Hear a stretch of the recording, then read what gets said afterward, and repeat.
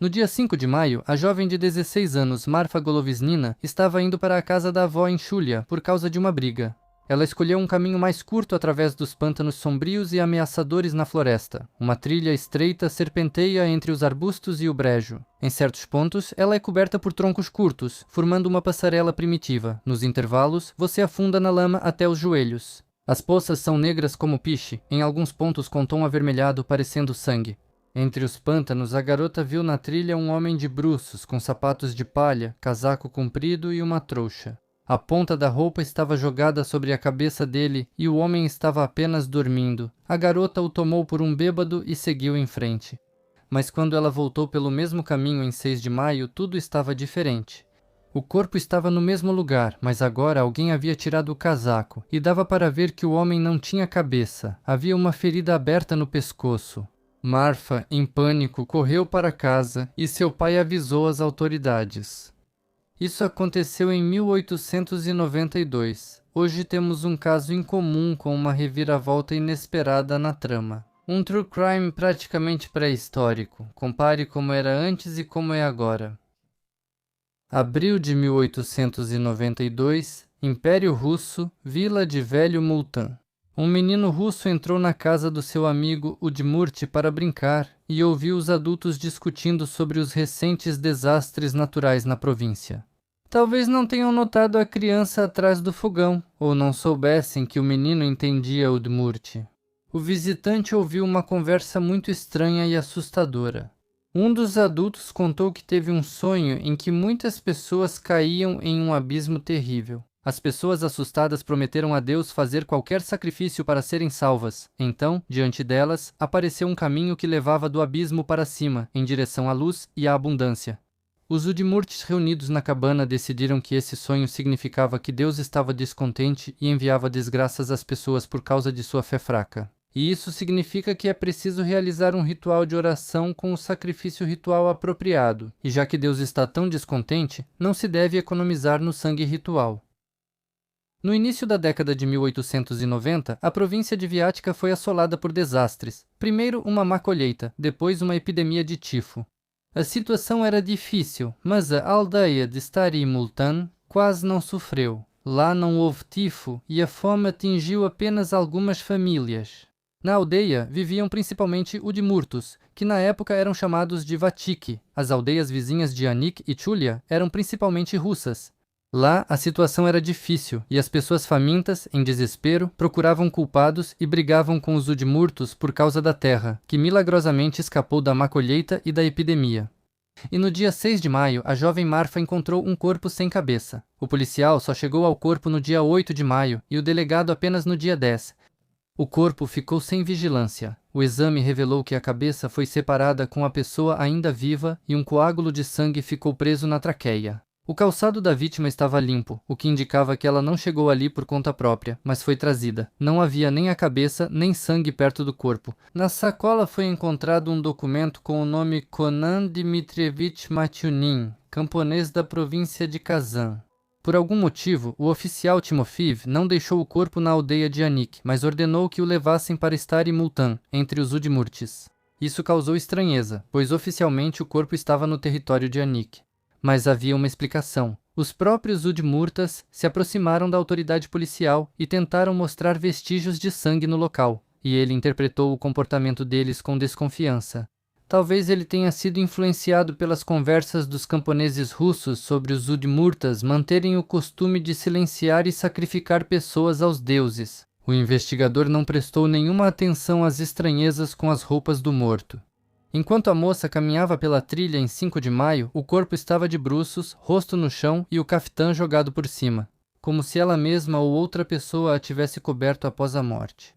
O rosto não era visível. Ela pensou que era apenas tristeza, que um homem bêbado tinha adormecido na floresta. No dia seguinte, 6 de maio, ela voltou pelo mesmo caminho. O corpo ainda estava lá, mas agora o caftã não estava mais. Acontece que alguém se aproximou do morto, examinou-o, talvez o tocou, talvez mexeu nos bolsos. Quem? Isso permaneceu um mistério. Durante esse tempo, a polícia não enviou ninguém para lá. A moça finalmente contou aos adultos que havia um homem decapitado deitado na trilha. Enquanto esperavam o policial, camponeses de ambas as aldeias chegaram e pisotearam tudo ao redor. Já não restavam rastros. Não dava para ver se o corpo havia sido arrastado pelo chão, de onde o trouxeram, se ele foi morto ali ou apenas deixado naquele lugar. Quando o policial chegou ao local, o corpo ainda estava lá, mas a jaqueta agora não estava mais no corpo, e sim cuidadosamente dobrada por ele sobre as alças da mochila. Alguém, mesmo depois que a menina foi embora, e depois que os camponeses pisotearam tudo ao redor, ainda se aproximou do corpo novamente. O que estava fazendo? Virava, escondia alguma coisa. Por que mexia de novo no morto? Depois, alguns dias depois, chegou o oficial e encontrou novas mudanças. Agora o casaco estava vestido de novo, e não apenas jogado por cima, mas com os braços colocados nas mangas. Por cima, a trouxa. Alguém parecia estar vestindo o morto como se estivesse vivo.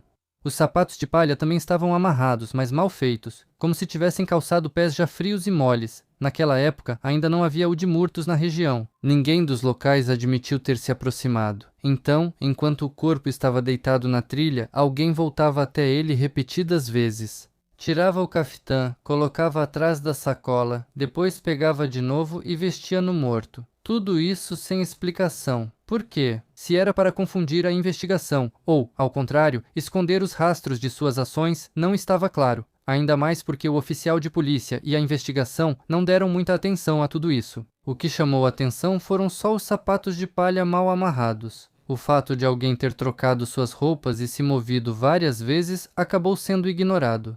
Embora justamente aí pudessem estar as chaves para o mistério. No final, o corpo foi levado para o velho Multan, onde os moradores cavaram um buraco e jogaram lá gelo e neve.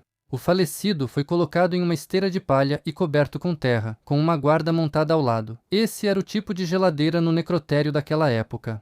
Mas em maio, era difícil conservar o corpo sem geladeira. Os moradores reclamavam do cheiro. O corpo foi desenterrado e enterrado novamente várias vezes. Colocavam tábuas para não danificar. Depois, uma tábua cedeu. O corpo de Conan Matunin ficou na cova com gelo por quase um mês. Por causa da epidemia, todos os médicos estavam ocupados. Não havia ninguém para enviar para a perícia. Quando o médico finalmente chegou à aldeia e fez a autópsia, todos ficaram surpresos. A cabeça foi separada enquanto o coração ainda batia. Um coágulo de sangue ficou preso na garganta, como uma rolha. Mas isso não foi tudo. O tórax também foi cortado. Profundamente, com força. Ficou claro imediatamente. O caso era muito mais assustador do que apenas uma decapitação. O tórax foi partido com um machado ou algo parecido. Não daria para fazer isso com um único golpe. Cortaram pelas costelas, pela clavícula, pelos músculos densos das costas. As marcas da ferramenta eram firmes, precisas, como se soubesse exatamente onde e como golpear. Mas o mais assustador é que por dentro estava vazio. Sem coração, sem pulmões. Não foi só danificado, foi retirado, com cuidado, com habilidade. Como se alguém tivesse aberto o ferimento, retirado o necessário e fechado depois. Até a camisa estava no lugar. Se o corpo já estivesse rígido naquele momento, as bordas não teriam se fechado de novo. Isso significa que os órgãos foram retirados logo após o ataque, no máximo em 10 ou 12 horas, ou seja, alguém agiu de forma rápida e precisa. E claramente não foi feito na floresta, às pressas, mas sim em algum lugar isolado, onde ninguém atrapalhasse. Para que tiraram o coração? Por que a cabeça não foi encontrada? Então todos decidiram. Não foi apenas um ataque, foi um sacrifício, supostamente de acordo com um antigo ritual pagão, mas ninguém procurou por provas. Desde o início decidiram que os Udmurtos torturaram um russo. Enquanto isso, as autoridades começaram a investigação. Um dos interrogatórios foi realizado com Andrei Grigoriev, de 90 anos. Ele estava paralisado e dizia que não saía de casa, nunca foi xamã e nunca se envolveu com nada ritualístico. Na aldeia realmente existiam as chamadas cabanas de clã, onde os Udmurtos faziam oferendas aos espíritos de seus ancestrais. No antigo Multan havia 2 dessas cabanas, para diferentes clãs. Em cada uma delas foram encontrados recipientes com restos de sangue, penas e pelos. Em ambas as cabanas, em um lugar de destaque, havia ícones cristãos. A polícia apreendeu os utensílios das cabanas dos clãs, tigelas, bacias, recipientes com sangue seco e penas de pássaros, embora de fato eles pouco provassem. Isso podia ser encontrado em qualquer propriedade camponesa. Tudo isso foi anexado ao processo como prova material. Os utensílios apareceram juntos no tribunal. Para confirmar que nas tigelas havia exatamente sangue humano, alguém lembrou de um método popular. Se o cachorro não lamber, então é sangue humano. Naturalmente, o cachorro não quis lamber o sangue coagulado de 5 meses atrás. Veterinários e médicos explicaram que esse método não é científico e não prova nada, mas a investigação continuou acreditando no nojo do cachorro como se fosse uma prova. Todos os objetos foram declarados como utensílios de sacrifício, mas a perícia mostrou: o sangue era de origem animal e os cabelos eram pelos de animais domésticos. Apesar disso, os objetos foram mantidos entre as provas para serem mostrados ao júri no tribunal. Essas evidências não tinham força legal, mas podiam causar a impressão desejada. Nesse momento, já haviam sido presos vários moradores do Velho Multan: Moisei Dmitriev, dono de uma das cabanas, Andrei Grigoriev, de 90 anos, Semyon Krasnov, Ondie Ivanov, Vassily Kondratiev e o açougueiro Kuzma Sansonov. O último era considerado o carrasco, pois frequentemente abatia o gado. Os investigadores supuseram que ele também poderia ter tirado a vida de Matyunin. Não havia provas, mas as suspeitas bastaram. A esposa de Dmitriev, que teria ajudado a transportar o corpo, por algum motivo não foi incomodada. Antes de prender Dmitriev, a polícia interrogou 2 loucos sagrados locais, Mikhail Titov e Konstantin Moiseev. Eles foram colocados no porão, ameaçados e espancados. Conseguiram obter um depoimento de Moiseev. Ele se lembrou de como o chefe da aldeia, Semyon Krasny, certa vez conduziu um vagabundo pela vila. Dizem que ele teria parado na casa do vigia noturno Kondratiev. Isso foi o suficiente para prender tanto Krasnov quanto Kondratiev. E Titov, por sua vez, entregou o sobrinho dizendo que ele tratava as pessoas com ervas, o que significava que era um xamã e, portanto, perigoso. Depois disso, os 2 bobos foram soltos, pois já tinham cumprido seu papel. Paralelamente, estava sendo feita uma análise dos utensílios e das roupas de Dmitriev. Na bolsa dele havia manchas marrons. Só mais tarde descobriram que era suco de frutas vermelhas, e não sangue. Mas mesmo assim, Moisei Dmitriev continuou preso. Os investigadores não queriam admitir o erro. Em vez disso, fizeram uma nova busca na cabana, recolheram mais utensílios com vestígios de sangue antigo e novamente anexaram tudo isso ao processo. O tempo passava e não havia provas, então a polícia decidiu recorrer a informantes infiltrados. Colocaram udmurtos locais junto aos presos para que ouvissem alguma confissão, mas eles não descobriram nada de novo. Mesmo assim, a polícia, e na verdade no Império Russo a polícia era chamada exatamente de polícia, continuava insistindo: existe um caso, existem crimes, e aqui estão os acusados. Enquanto isso, na aldeia, o policial distrital foi substituído. O novo, Zhukov, agia de forma diferente. Não fazia nada precipitado, comportava-se de maneira amigável. Mas essa cordialidade era apenas superficial. Um dia, ele pediu 10 rublos emprestados ao rico camponês Vassily Kuznetsov. Uma pessoa respeitada pede uma quantia pequena para o uniforme, como não dar? Alguns dias depois, o policial voltou a procurar Vassily e pediu mais 15 rublos emprestados. O camponês ficou surpreso. Você ainda não me devolveu os 10 rublos. E imediatamente se tornou suspeito. O policial ofendido lembrou que Kuznetsov estava de plantão na guarda noturna em 4 de maio. Isso automaticamente o tornava uma testemunha ou participante em potencial. Kuznetsov foi preso. Curiosamente, ele não era apenas russo, mas também o líder da comunidade ortodoxa. É bastante estranho vê-lo entre os acusados de um suposto ritual pagão. O padre local, que conhecia Kuznetsov há muitos anos, ficou chocado. Ele foi até Zhukov e tentou explicar que os udmurtos são cristãos há muito tempo, que esses boatos são apenas preconceitos e que ninguém jamais viu qualquer sacrifício humano. Mas o padre nem chegou a ser interrogado oficialmente. Por causa dessas dúvidas sobre os métodos da polícia, o padre acabou perdendo o cargo. Enviaram um novo padre para a aldeia, jovem e obediente às autoridades. Ele não viu nada de criminoso nas festividades populares dos Udmurtes na beira da floresta, mas forneceu à investigação um detalhe importante. Entre os que dançavam havia uma senhora idosa, a mãe de Kuznetsov. Isso foi suficiente para acusar o filho de falta de sinceridade na fé. A investigação continuou a desenvolver sua versão. Segundo ela, tudo aconteceu assim. Na noite de 4 para 5 de maio de 1892, Vassili Kuznetsov encontrou o mendigo Konan Matyunin nos arredores da aldeia. Ele o levou para a aldeia, onde outros suspeitos alimentaram o pobre homem, deram-lhe vodka e o deixaram passar a noite. Avisaram Moisei Dmitriev que um vagabundo adequado para o ritual havia chegado à aldeia e ele organizou o sacrifício. Aqui, outra pessoa entrou no caso, Mikhail Kobilin. Ele morava em Velho Multan, Moutânia, e rapidamente se entendeu com o novo policial Zhukov. Logo ele começou a contar histórias assustadoras. Supostamente, os Udmurtos sacrificam um potro todo ano ao espírito maligno Kurbon, e a cada 40 anos sacrificam uma pessoa, obrigatoriamente alguém de outra fé. Coração e pulmões são queimados, cabeça separada. Kobilin afirmava que soube disso por meio de um Udmurto andarilho com quem bebeu há uns 10 anos. Ele não lembrava nem o nome nem de onde era quem esteve aqui. Mikhail Kobilin foi feito a principal testemunha de acusação. Só depois ficou claro que ele tinha um conflito pessoal com os moradores de Velho Multan. Um ano antes do ocorrido, ele foi pego roubando grãos. Kobilin secretamente ficou com parte dos estoques comuns, e quando os Udmurtas reclamaram às autoridades, ele foi obrigado a devolver tudo e encobrir o caso como se fosse um erro. Mas o relacionamento com os vizinhos ficou arruinado para sempre. Os investigadores, no entanto, decidiram ignorar esse conflito.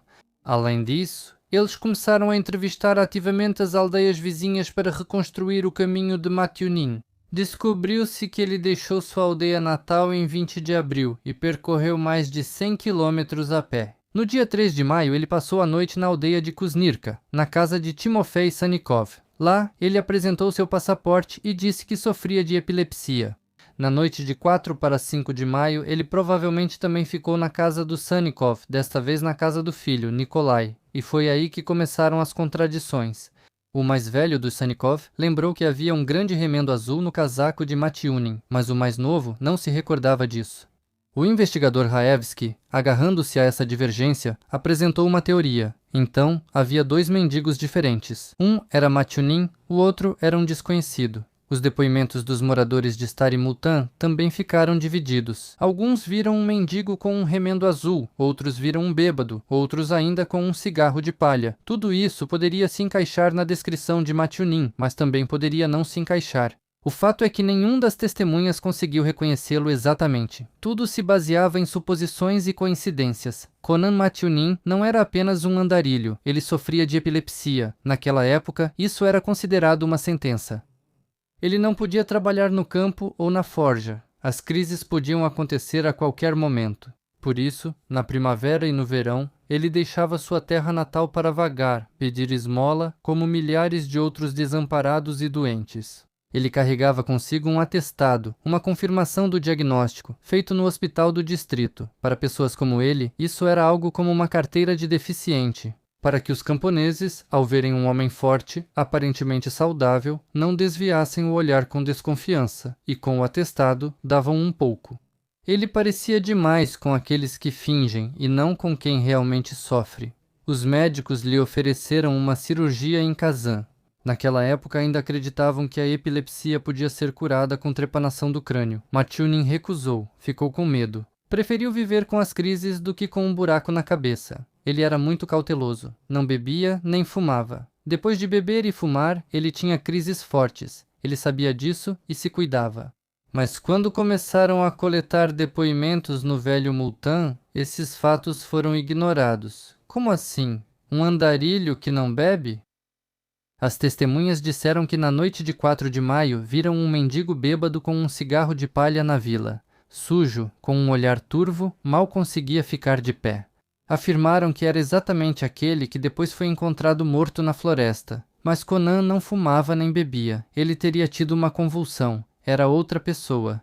Mesmo assim, a investigação decidiu. No dia 4 de maio, quem chegou a Multan foi justamente Konan Matyunin. Isso foi o suficiente para continuar insistindo na versão de um assassinato ritualístico. Embora fosse muito mais lógico admitir que a pessoa simplesmente não chegou à aldeia e perdeu a vida no caminho. Por exemplo, por um assaltante qualquer. Além disso, se naquela noite realmente havia 2 viajantes parecidos na região, identificar o segundo não seria difícil.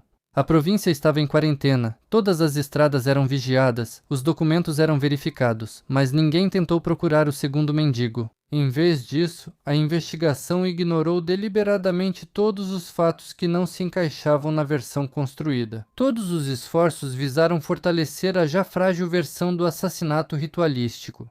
As pessoas eram acusadas não com base em fatos, mas a partir de suposições, conjecturas e boatos. E os próprios acusados ficavam meses presos, sem saber exatamente do que estavam sendo acusados e por quê. No outono de 1892, a situação do caso tomou um rumo francamente absurdo. A investigação já havia acumulado 11 presos, mas não havia provas diretas contra nenhum deles. A etapa decisiva começou em outubro. Em Viatka chegou o investigador para casos especialmente importantes, Elizarov. Ele tinha certeza de que estava desvendando não apenas um ataque a um mendigo, mas um crime ligado aos resquícios do paganismo. Elizarov não veio para buscar a verdade, mas para confirmar uma hipótese. Antes mesmo de analisar os fatos, ele já havia tomado o lado da acusação. Aos olhos das autoridades, o caso Multan já havia se tornado um símbolo da luta da civilização contra a barbárie. Era difícil abrir mão de uma metáfora tão bonita, por isso o apoio à acusação vinha de cima. A principal tarefa não era apenas provar a culpa de cada um dos presos, mas confirmar o próprio fato da existência. No meio udmurte de sacrifícios humanos, era exatamente essa a essência do caso. Não tanto na privação da vida de Matiunin, mas sim no subtexto político e cultural. Provar que no centro da Rússia, no império que se orgulhava de sua administração esclarecida, ainda viviam pessoas que realizavam rituais pagãos. Por esse motivo, a acusação fazia de tudo para mostrar os udmurtos como exóticos e atrasados. Provas sem valor jurídico eram reunidas para provocar repulsa e medo nos jurados. Após 2 anos de investigação, começou o primeiro julgamento do caso Multan. Os udmurtos foram acusados de tirar a vida do camponês russo Konan Matiunin em um ritual. A investigação girava em torno de uma única ideia. Os Vatyaks teriam supostamente oferecido ele em sacrifício aos seus deuses. No caso, apareciam cabanas, tigelas e supostamente objetos ensanguentados. O promotor Raevski falava sobre um certo ritual assustador.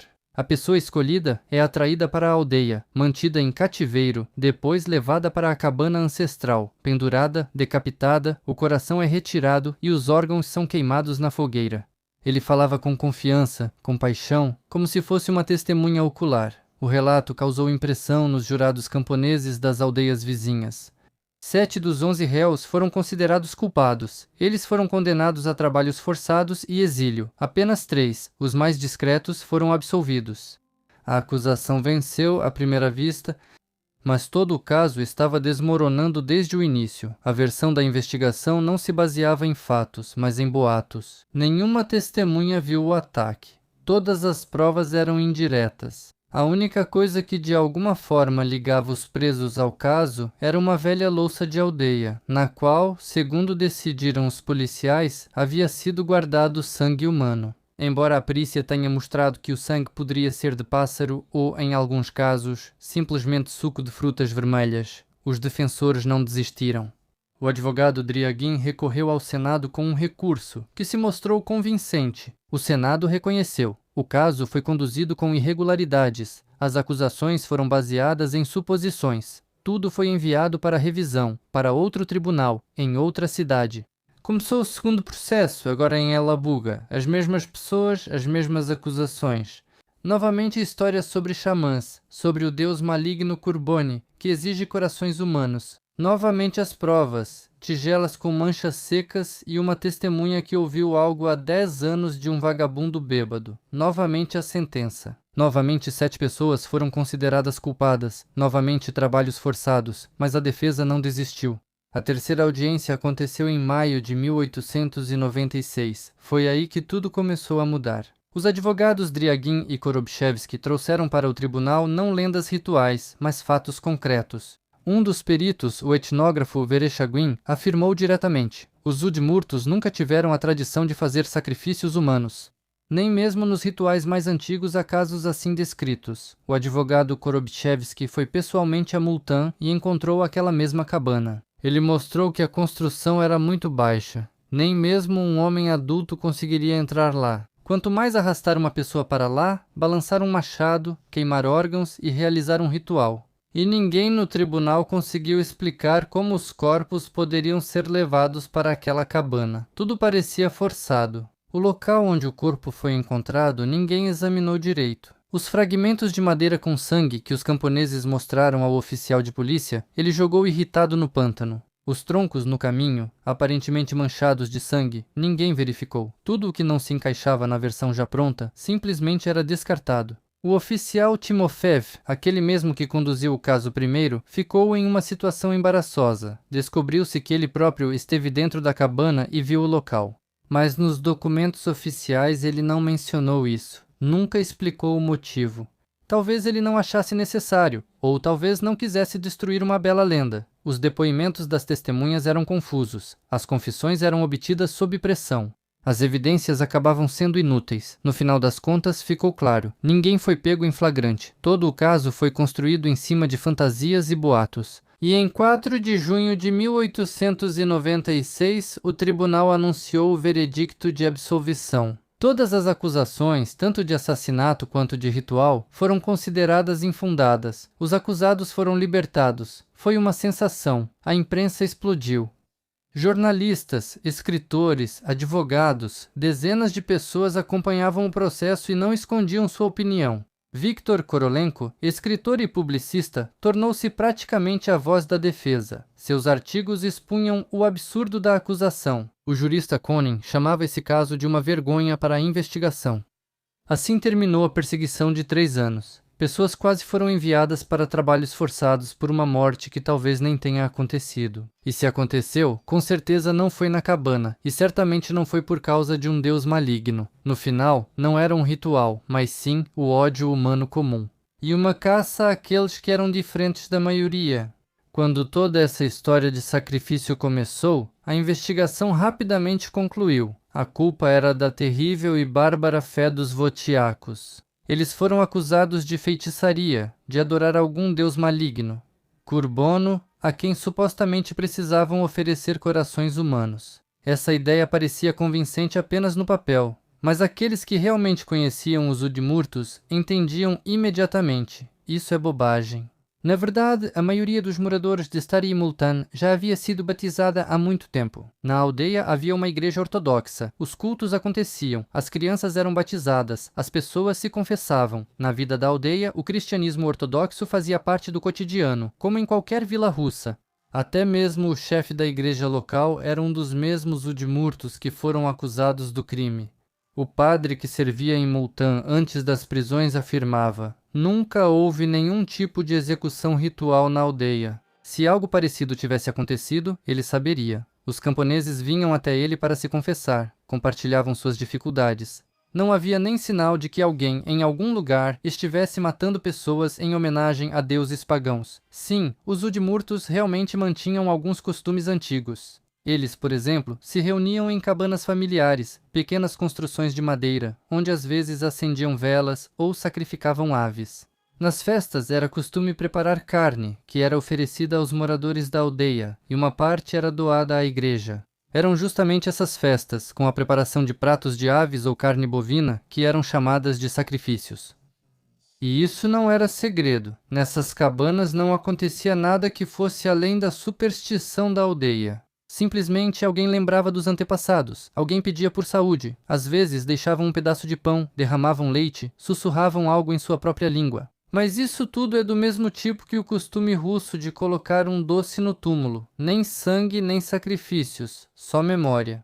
O advogado Korobchevsky e o escritor Korolenko ambos diziam: não havia nada de terrível naquelas cabanas. Mesmo durante buscas minuciosas, a polícia não encontrou nem facas, nem instrumentos para rituais. Nada assustador, só utensílios velhos manchados de frango ou frutas vermelhas. Mas a investigação preferia acreditar na selvageria e no paganismo. A primeira sentença condenatória foi recebida pelos réus com as palavras: Cristo sofreu, e nós também devemos sofrer. Ficaram presos por quase 3 anos. O suspeito mais idoso morreu antes mesmo do primeiro julgamento. Outro acusado, um idoso, morreu quase imediatamente após ser libertado. Já depois do veredito de absolvição, foi encontrada a principal prova. Assim que o pântano secou um pouco, 2 camponeses locais foram colher musgo e encontraram uma cabeça no brejo seco.